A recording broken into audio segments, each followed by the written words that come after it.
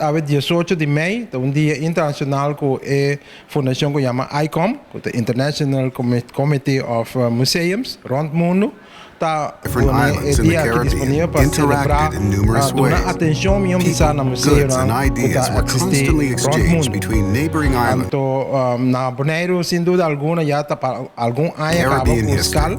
Christopher Columbus and his men became the first Europeans to ever set foot on a Caribbean island. 7 years later, uma celebração com atividade de dia de museu e nós temos 6 museus de exposição que está participando. Quanto museu tem atualmente aqui na Bonaire?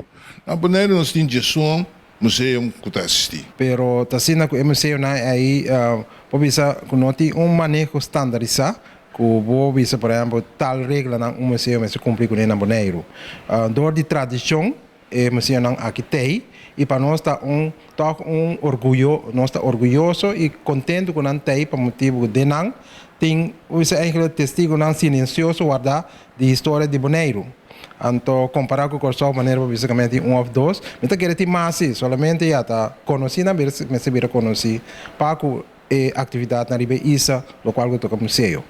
Vindo a pergunta também é parte de museu para nós está muito importante para motivo que esta guarda maneira visa testigo de lo qual nunca passa do passado que tem ainda tá não tá bom fundese que a pode existir então vou conseguir profilar de uma explicação de uma informação de cada unidade que está contendo na artefacto e cada unidade aqui tem diferente artefacto.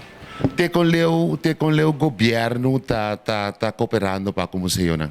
Bueno, tá sendo que nós temos dinango tá museu Basta Rhyme, que tá a Fundação Magazine Rei. Aí na vou bisa que não tá ajuda via de só contrato para assinar atividade. Também nós temos, por exemplo, Fujicuba também que guarda arquivo não bisa de informação por escrito, que também nós está cooperar com dentro de só contrato.